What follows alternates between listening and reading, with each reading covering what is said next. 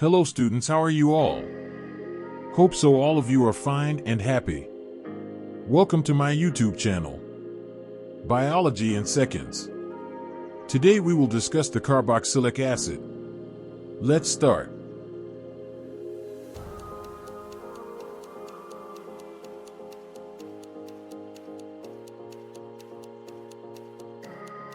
This is Saad Shahid, and in this video we are going to discuss carboxylic acids. So inshallah we'll cover the content related to carboxylic acid जो कि MDCAT के point of view से बहुत ज़्यादा important होएगा. We have to discuss the nomenclature and the physical properties, chemical reactions and preparation. So we'll cover all these contents in this video. So let's start कि carboxylic acid होता क्या है. सो बेटा अगर जनरली मैं इस कार्बोक्सिलिक एसिड की बात करूं, सो बेटा carboxylic acid is alkanoic acid. What you have to remember? Alkanoic acid. तो बेटा I will use this term for the carboxylic acid, जिनमें जो representation sign होता है that is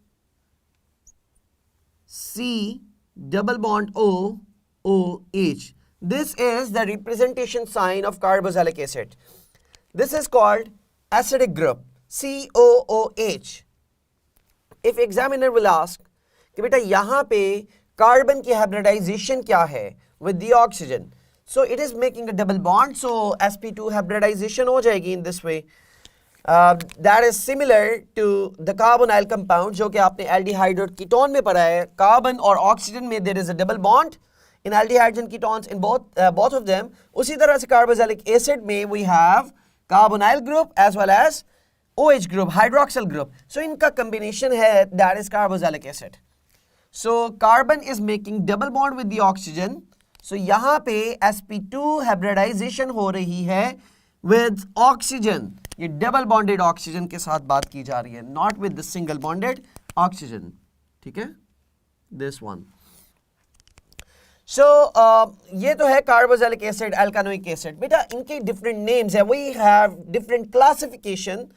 Aliphatic carboxylic acids होते हैं and there are aromatic carboxylic acids as well. Aromatic जिस तरह से aroma, fragrance, ये benzene के compounds होते हैं mostly. So aromatic compounds में benzene के derivatives को हम use करेंगे.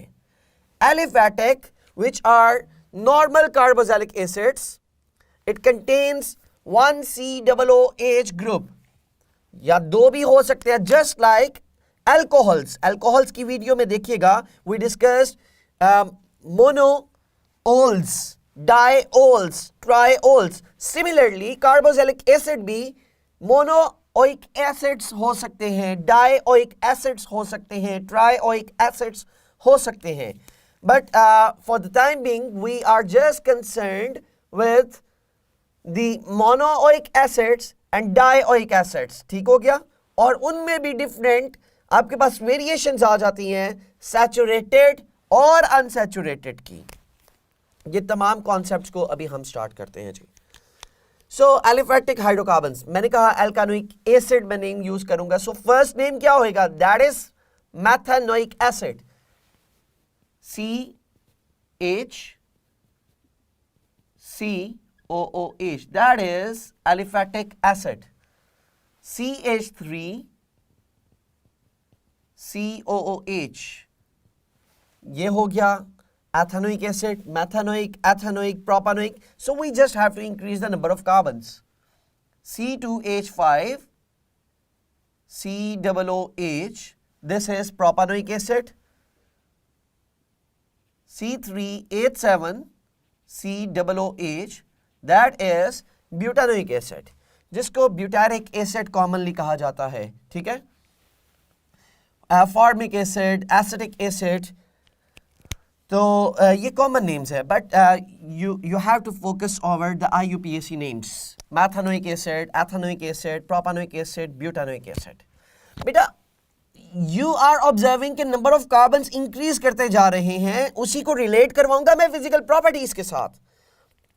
What we discussed in alkanes या आपने alcohols को पढ़ा, तो बेटा they are soluble in the water, जो कार्बोक्सिलिक एसिड्स हैं। कार्बोक्सिलिक एसिड सोल्यूबल वाटर में क्यों थे? Due to the hydrogen bonding. Alcohols water में सोल्यूबल क्यों है? Due to the hydrogen bonding. So बेटा कार्बोक्सिलिक एसिड्स में कौन सी बॉन्डिंग पाई जाती है? That is hydrogen bonding which is responsible for the solubility। ठीक हो गया जी? It is responsible for the solubility। Remember the concept, जैसे ही आप इंक्रीज करते जा रहे हो नंबर ऑफ कार्बन्स, अल्कोहल्स में क्या पढ़ा था कि नंबर ऑफ कार्बन्स के इंक्रीज होने से solubility डिक्रीज करेगी। So solubility is inversely proportional to the number of carbons। This is what we have already discussed in the alcohols। ये सेम कॉन्सेप्ट यूज करना है, ठीक है। सॉल्युबिलिटी क्योंकि दोनों में हाइड्रोजन बॉन्डिंग की वजह से है, अल्कोहल्स में भी, कार्बोक्सिलिक एसिड्स में भी, तो नंबर ऑफ कार्बन्स इंक्रीज करते जाएंगे, सॉल्युबिलिटी डिक्रीज करती जाएगी। So out of these four which one is more soluble? The first one. ठीक हो क्या? सो सॉल्युबिलिटी सबसे ज्यादा किसकी होगी? जिसके लेस नंबर ऑफ कार्बन्स होंगे, ठीक है। So it means methanoic acid is more soluble due to the greater hydrogen bonding. Number of carbons बढ़ते जाएंगे, हाइड्रोजन बॉन्डिंग कम होती जाएगी, सॉल्युबिलिटी कम होती जाएगी। ठीक हो क्या? सो बेटा एक तो ये कॉन्सेप्ट आपके पास यहाँ पे डिस्कस किया, these all are monoic acids. Monoic acids, monoic acids को ही बेटा फैटी एसिड्स भी कहा जाता है। Remember this term. क्या वर्ड बोल रहा हूं? That is fatty acid.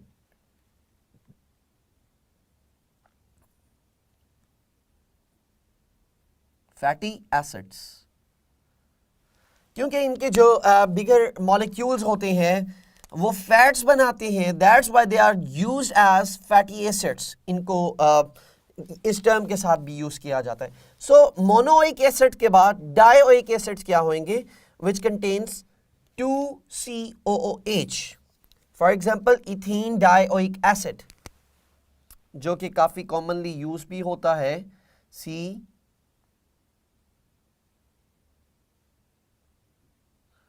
double bond O, OH, C double bond O, OH।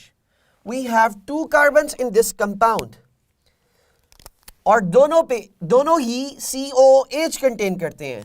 सो बेटा ये तो हुआ इथेन डायोइक एसिड, और you can name this molecule as 1,2 ethane dioic acid या इथेन 1,2 डायोइक एसिड। ठीक है, ये तमाम नेम्स आप यूज कर सकते हो।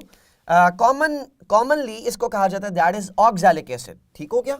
इसका जो सॉल्ट होएगा जब हाइड्रोजन इसमें से रिमूव हो जाते हैं, so it converts into oxalate ion. ठीक है, सो ऑक्सैलिक एसिड है।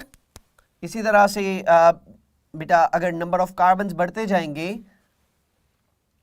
C double bond O, OH, CH2, C double bond O, OH. This is one carboxylic acid.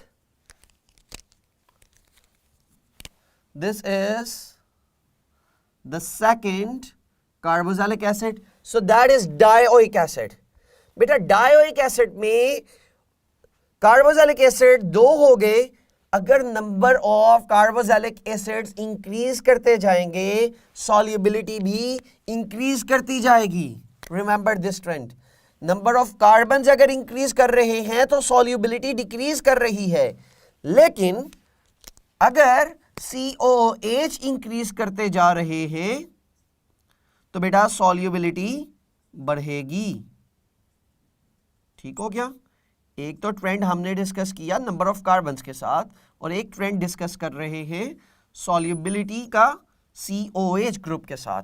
So that is your second key concept solubility के लिए। ठीक हो गया बेटा? Boiling point और मेल्टिंग पॉइंट का ट्रेंड अगर ऑब्जर्व करते हैं from top to bottom, just aliphatic hydrocarbons की अगर हम बात करें, कोई ट्रेंड नज़र नहीं आता मेल्टिंग पॉइंट्स में। सो बेटा जो हमने ट्रेंड ऑब्जर्व किया है मेल्टिंग पॉइंट के लिए कुछ, ऑल्दो कोई बेसिक ट्रेंड तो नहीं है, but that is the key concept which you have to remember for your MCQs, कि जो मेल्टिंग पॉइंट है ऑफ CH3COOH एथेनोइक एसिड का, बेटा ये बहुत ज्यादा होता है मेल्टिंग पॉइंट, ये बाकी अपने मेंबर से सबसे ज्यादा रखता है। फर्स्ट अप्रॉक्सीमेटली 8 तक जितने भी हमारे पास कार्बोक्सिलिक एसिड्स हैं उन तमाम में से सबसे ज्यादा मेल्टिंग पॉइंट CH3COOH का होता है। ठीक है, the melting point of CH3COOH is greater then methanoic acid से लेकर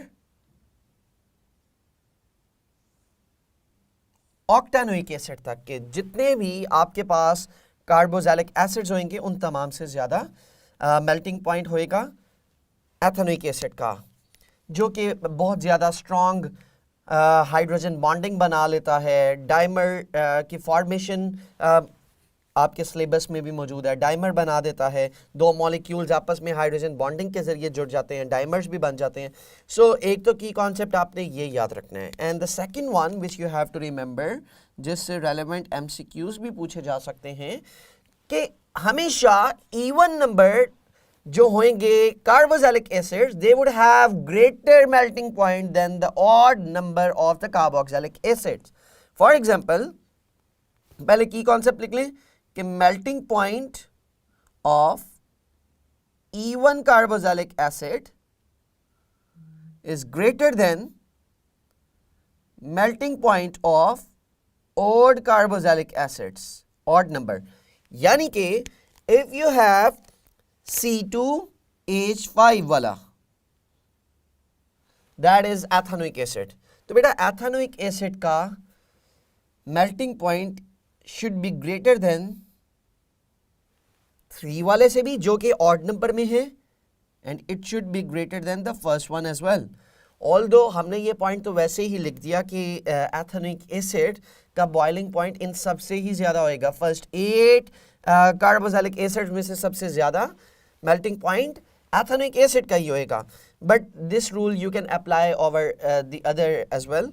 फॉर एग्जांपल अगर आपके पास C4 है, C5 है और C3 है, तो इफ एग्जामिनर विल आस्क किसका मेल्टिंग पॉइंट ज्यादा है, so we have to select C4।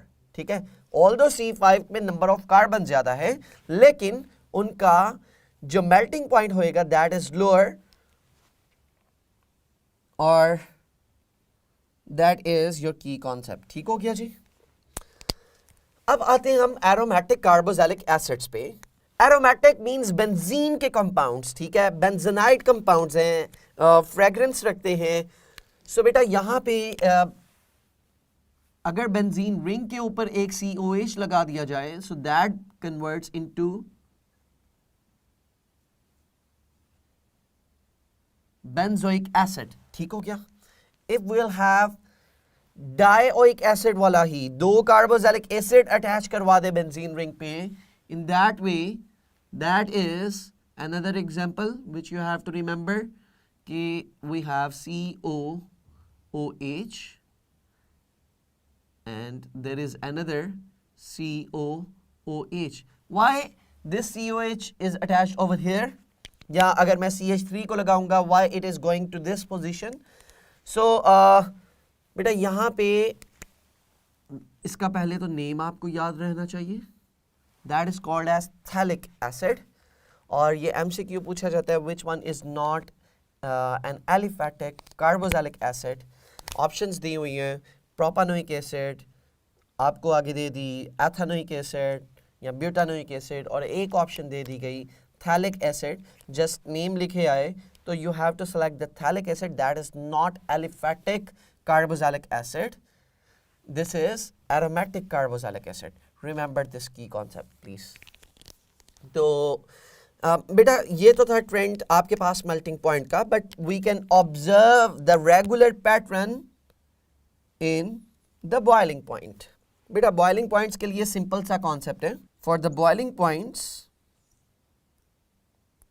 Boiling point किस पे डिपेंड करेगा? इंटरमोलेक्युलर फोर्सेस पे। ठीक हो क्या? बॉइलिंग पॉइंट इंक्रीज करेगा जब नंबर ऑफ कार्बन्स इंक्रीज करते जाएंगे।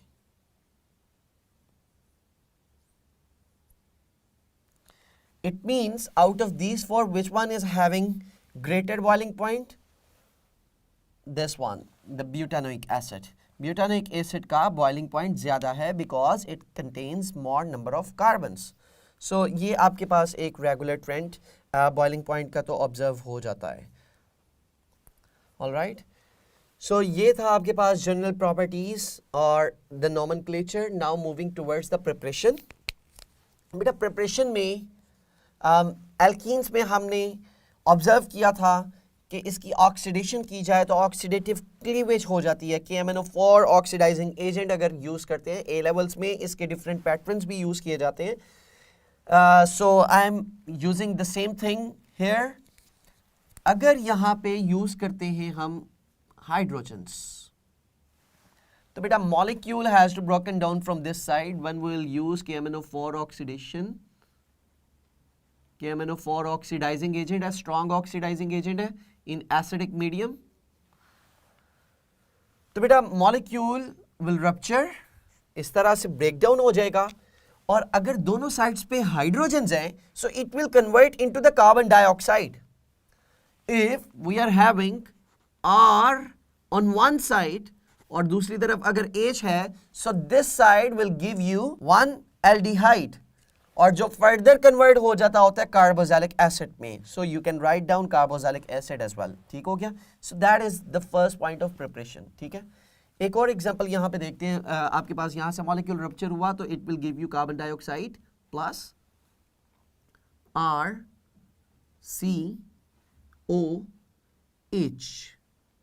तो इट मीन्स एल्डिहाइड जो बना है बेटा, it further oxidise to convert into the carboxylic acid.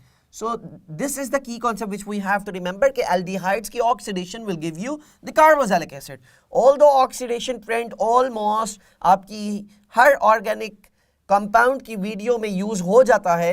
alkanes की oxidation will give you alcohol, alcohols की oxidation will give you aldehyde, aldehydes की oxidation will give you carboxylic acid. So that is the same pattern we have to use over here. So it will convert into the carboxylic acid, RCOOH. All right. So if we are having RR on both sides, in that way what would be the product? For example, this is R, it is attached with the carbon, this is hydrogen, this is carbon, this is R, this is R. So beta molecule will rupture from this side. Agree? So it will convert into which products? KMnO4 oxidation हुई, molecule की रप्चरेशन हो जाएगी, molecule breakdown हो जाएगा। सो this side will convert into aldehyde RCH, that will give you aldehyde, and the second side will give you the ketone molecule, that is oxygen, C, R and R. This becomes ketone. और further oxidation का concept aldehydes और ketones में हमने discuss किया। You can see that video अगर aldehydes और ketones की oxidation को डिटेल में देखना चाहते हैं। ठीक हो गया? सो एल्कीन्स को रप्चर करके we can get carboxylic acid in this way. Aldehydes की oxidation will give you carboxylic acid, alcohols की oxidation will give you the carboxylic acid. तो यहाँ पे भी आप यूज कर सकते हो कि KMnO4 ऑक्सीडाइजिंग एजेंट, जो कि स्ट्रॉन्ग ऑक्सीडाइजिंग एजेंट है इन एसिडिक मीडियम। तो बेटा it will give you aldehyde, कितने कार्बन वाला? We have 2 carbons. एथेनॉल है, so it will give you ethanal, जो कि फर्दर ऑक्सीडाइज होके कार्बोक्सिलिक एसिड में कन्वर्ट हो जाएगा, and it will give you ethanoic acid CH3COOH. So ethanoic acid को एथेनॉल से भी प्रिपेयर किया जा सकता है। इन अ सिमिलर मैनर बेटा यहाँ पे आपके पास है nitriles, this is called cyanide, methyl cyanide कह ले, और it could be named as ethane nitrile. ठीक है, दो कार्बन्स की वजह से ethane, this nitrogen is nitrile, और अगर CN को मैं कंसीडर करूंगा तो it is named as cyanide, so CH3 is methyl cyanide, और it is named as ethane nitrile. बेटा जब भी नाइट्राइल्स होंगे, साइनाइड्स होंगे, साइनाइड्स की hydrolysis will give you carboxylic acid. This is what we discussed in alkenes के reactions में भी, अल्काइल हैलाइड्स में भी डिस्कस किया। We discuss the same thing in the reactions of aldehyde, जब हमने HCN के साथ रिएक्शन करवाया। सो HCN एल्डिहाइड के साथ रिएक्ट करती थी और सियानोहाइड्रिन्स बन जाते थे। हाइड्रोलिसिस का कॉन्सेप्ट मैंने वहां पे भी आपको दिया था। अल्केन नाइट्राइल्स अगर बन जाए, अल्केन नाइट्राइल्स की hydrolysis will give you the same result. तो यहाँ पे ऑब्जर्व करते हैं कि प्रोडक्ट क्या होएगा। तो बेटा एसिडिक हाइड्रोलिसिस हम करेंगे यहाँ पे। So I can name that thing in H3O positive, लिख देता हूँ। It is actually H2O plus hydrogen ion. Acidic medium में वाटर की एडिशन करके मॉलिक्यूल को ब्रेक डाउन किया जाता है, हाइड्रोलिसिस की जा रही है। So we have triple bond here, C और N के दरमियान में देयर इज ट्रिपल बॉन्ड। ठीक है, नाइट्राइल्स, साइनाइड्स, ट्रिपल बॉन्ड है। सो बेटा that thing will convert into oic acid.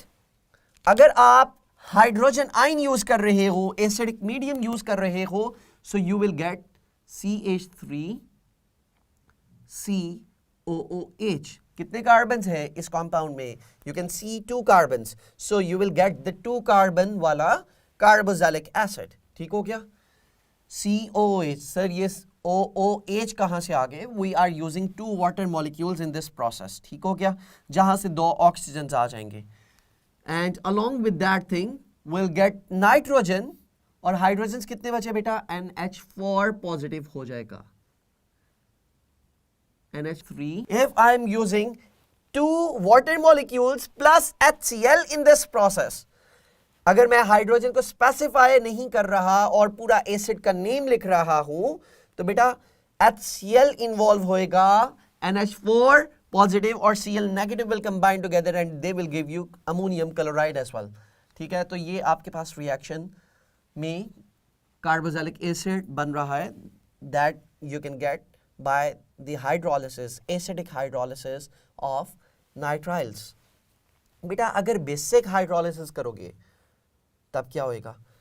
Cyanide है, and if you used a base as a catalyst और बेसिक हाइड्रोलिसिस कर रहे हो, in that way you will get the salt of the carboxylic acid. बाकी सब कुछ same होएगा। Okay, if you are using NaOH rather than HCl, तो आपके पास जो प्रोडक्ट बनेगा that would be CH3COONA।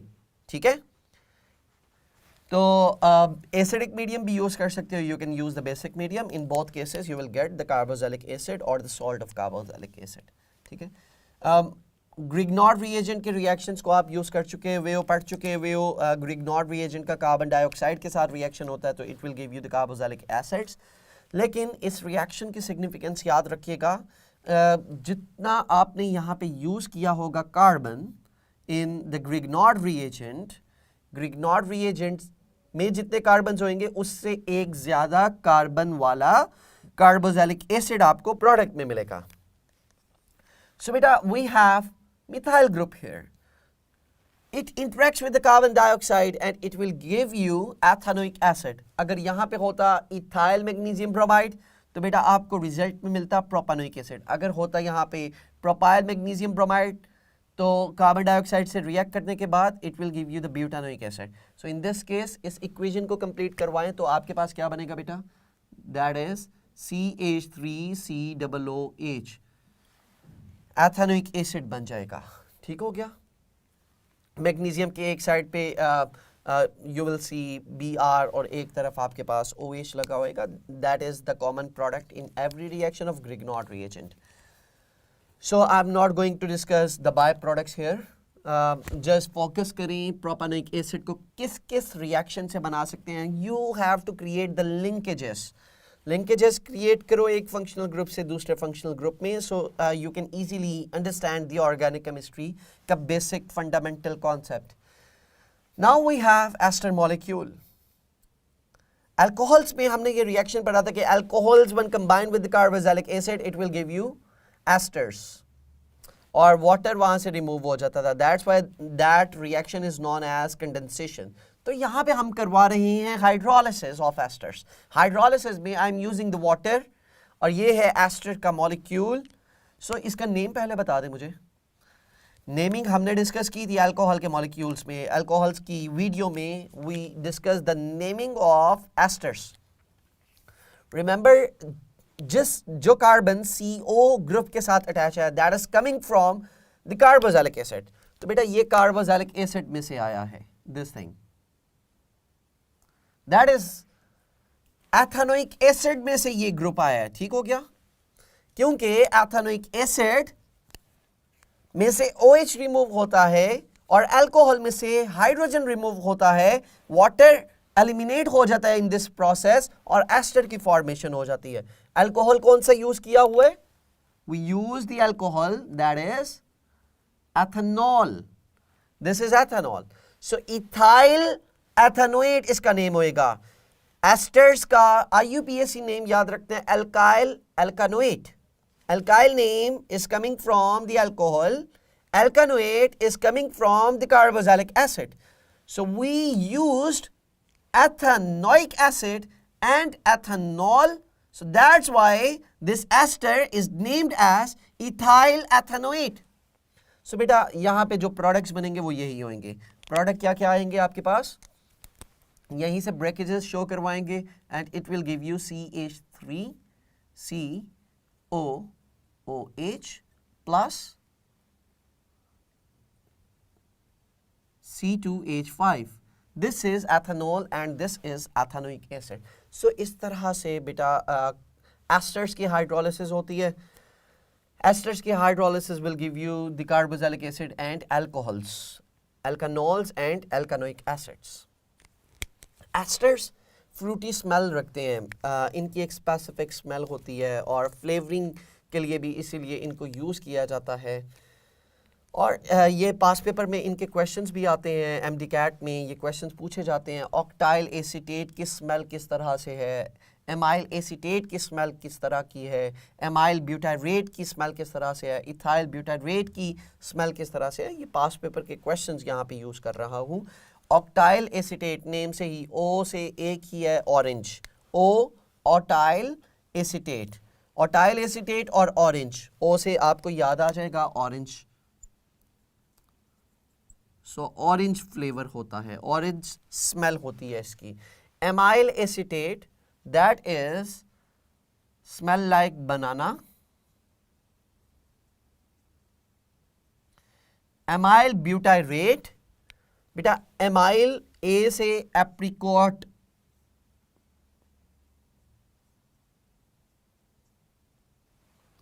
And ethyl butyrate.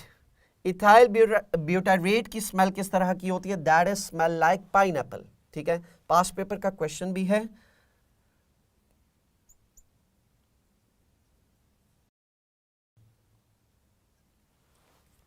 So these are the smells. ये थोड़ा सा पोर्शन है जो कि ए लेवल्स में डायरेक्टली डिस्कस नहीं होता, लेकिन FSC स्टूडेंट्स इस चीज़ को डिस्कस करते हैं अपने कंटेंट में, सिलेबस कंटेंट में.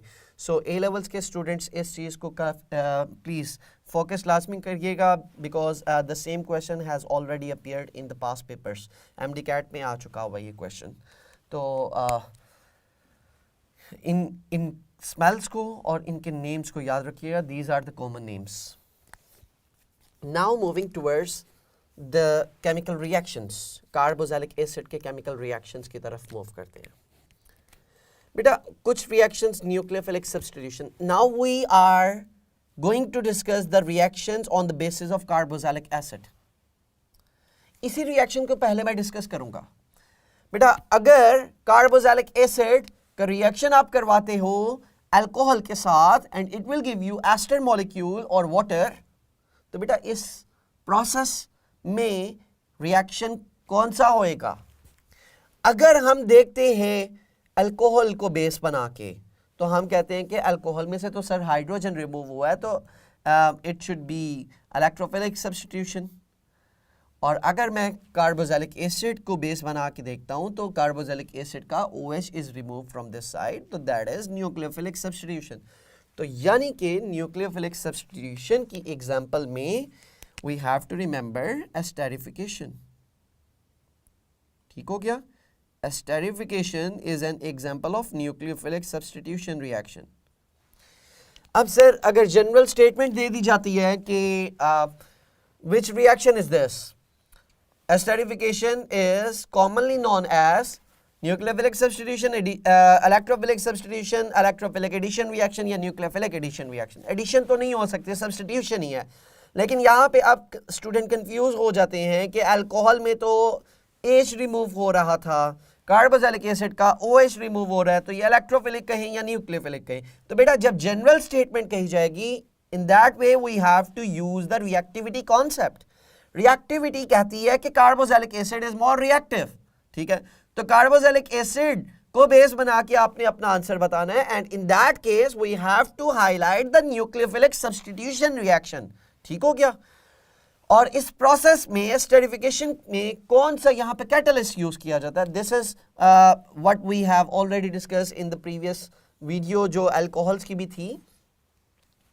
यहाँ पे we have to use the sulphuric acid, H2SO4, H positive लिख सकते हैं। सल्फ्यूरिक एसिड कैटलिस्ट के तौर पे यूज हो रहा होता है यहाँ पे, जो कि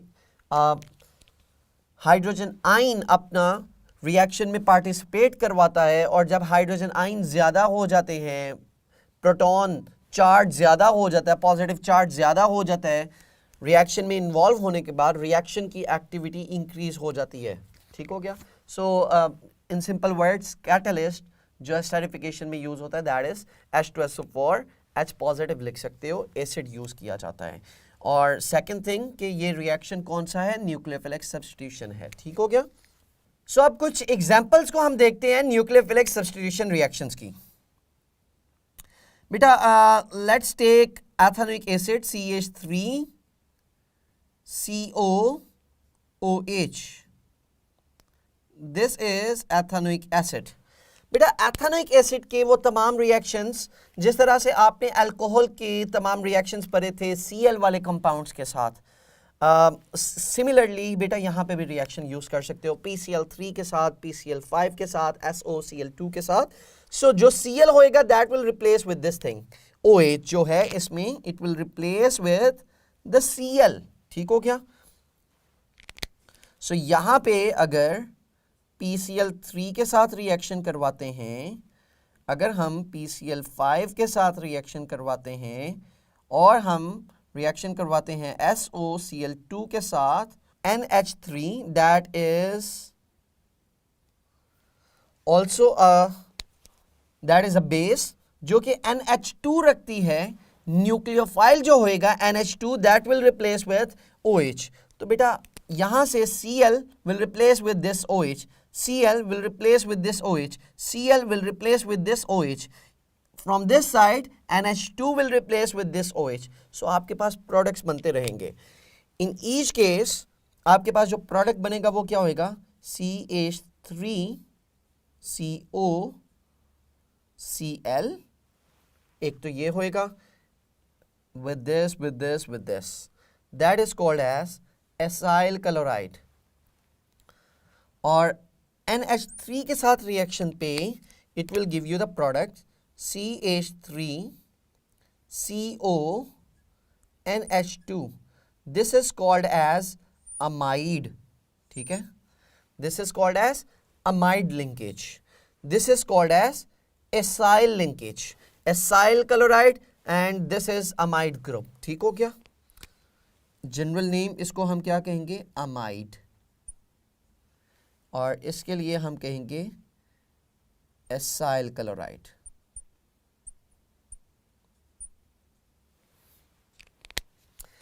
इथाइलमाइड, मिथाइलमाइड, सो इस तरह से ये नेमिंग्स हमारे पास होंगी। और ये तमाम रिएक्शंस न्यूक्लियोफिलिक रिएक्शंस होंगे, न्यूक्लियोफिलिक सब्स्टिट्यूशन होएगी। एस्टेरिफिकेशन भी न्यूक्लियोफिलिक सब्स्टिट्यूशन होएगी। अगर इलेक्ट्रोफिलिक सब्स्टिट्यूशन की हम बात करते हैं तो बेटा वो कौन से रिएक्शंस होंगे? जहां पे H रिप्लेस हो जाएगा, जहां पे actually acid is act like an acid, तो एसिडिक करैक्टर को जहां पे हाईलाइट किया जाएगा, CH3 COOH। तो बेटा अगर हाइड्रोजन एसिड रिएक्ट करता है मेटल के साथ, मेटल और हाइड्रोजन रिप्लेस हो जाते थे। फॉर एग्जाम्पल यहां पे अगर है Na के साथ reaction, you will gate CH3 COO Na plus hydrogen. Acid reacts with the base CH3 COOH, और अगर बेस के साथ रिएक्ट करते हो तो बेटा ये Na और H अगेन रिप्लेस हो जाएंगे.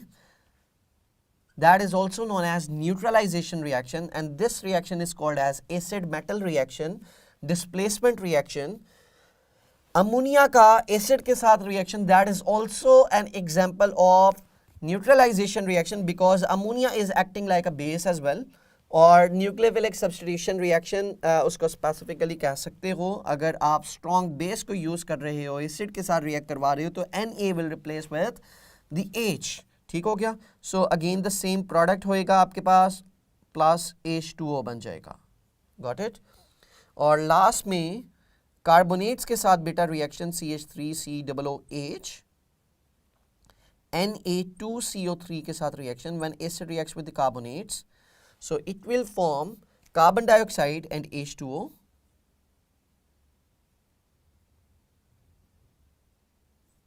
plus the same molecule, यानी कि salt of the carboxylic acid. जो भी कार्बोक्सिलिक एसिड होएगा उसी के सॉल्ट्स बनते जा रहे हैं इन दीज थ्री रिएक्शंस. सो ये इलेक्ट्रोफिलिक सब्स्टिट्यूशन रिएक्शन की तरह मैकेनिज्म शो कर रहे हैं. H is replace with the positive thing. अब अगर हम रिडक्शन की बात करते हैं बेटा, रिडक्शन में we have to use the reducing agent. Reducing agent आपको एल्डिहाइड्स में भी हमने डिस्कस किया, LiAlH4, lithium aluminium hydride, sodium borohydride, ये यूज किए जाते हैं. और कार्बोक्सिलिक एसिड के लिए लिथियम एल्यूमिनियम हाइड्राइड यूज करेंगे तो it will give you the aldehyde. Aldehyde से पीछे अल्कोहल्स, अल्कोहल से पीछे आपके पास आ जाते हैं मीथेन. सो वही प्रोसेस को आपने यूज करना है, लिथियम एल्यूमिनियम हाइड्राइड और HI अगर यूज किया जाए, we have HF, HCl, HBr, HI. बेटा from top to bottom they are becoming more stronger reducing agents. ठीक हो गया. सो HF रिड्यूसिंग एजेंट है लेकिन कम है, बहुत स्ट्रॉन्ग नहीं है. HI is strong reducing agent. ठीक हो गया. LiAlH4 ये कब यूज करेंगे और ये कब यूज करेंगे? Now have a look over the reactions. If you have CH3 COOH और यहाँ पे हम हाइड्रोजन ऐड कर रहे हैं इन the presence of lithium aluminium hydride, तो बेटा ये आपको अल्कोहल दे देगा, एल्डिहाइड दे देगा. एल्डिहाइड से अल्कोहल्स, कितने कार्बन्स हैं? 2. सो 2 कार्बन्स वाला alcohol C2H5OH. Lithium aluminium hydride के केस में if I will use a stronger reducing agent, HI को अगर यूज करूंगा, so in that case what would happen? CH3 COOH plus HI. और यहाँ पे हमें रेड हॉट फास्फोरस को यूज करना होता है कंडीशंस के लिए. रिएक्शन फर्दर इनहेंस हो जाता है, स्ट्रॉन्ग रिड्यूसिंग एजेंट भी यूज किया हुआ है, तो it will directly convert into alkanes. So यानी कि कार्बोक्सिलिक एसिड से अल्केन्स डायरेक्ट भी बनाए जा सकते हैं, एंड विल गेट CH3. ये this COOH group will reduce. ये जो COOH ग्रुप है यहां पे भी COOH अल्कोहल में कन्वर्ट हो गया, रिड्यूस हो गया. COH यहां पे CH3 में कन्वर्ट हो गया. तो that is the overall reduction process. ठीक हो गया। तो कार्बोक्सिलिक एसिड के वो तमाम रिएक्शन जिसमें CO बॉन्ड ब्रेक हुआ, in this we discussed OH bond, COH में से OH का बॉन्ड ब्रेक हुआ, एंड इन दिस वे मुकम्मल COOH ग्रुप रिप्लेस हो गया। और combustion reaction is a common reaction for every organic compound. जब भी कोई ऑर्गेनिक कंपाउंड को कंबस्ट करेंगे in the presence of excess oxygen, तो will get the product carbon dioxide and H2O steam, and that is exothermic process. ठीक हो गया। Exothermic होएगी कंबशन रिएक्शन। ऑल राइट जी, so with this we completed the organic chemistry का carboxylic acid का concept. So इंशाल्लाह इसी की नेक्स्ट वीडियो के अंदर will discuss some of the past paper questions carboxylic acids के। So stay tuned with us, and if you have any query regarding carboxylic acid, do let us know in the comment box, और उन तमाम questions को inshallah I'll discuss in the next video. Thank you.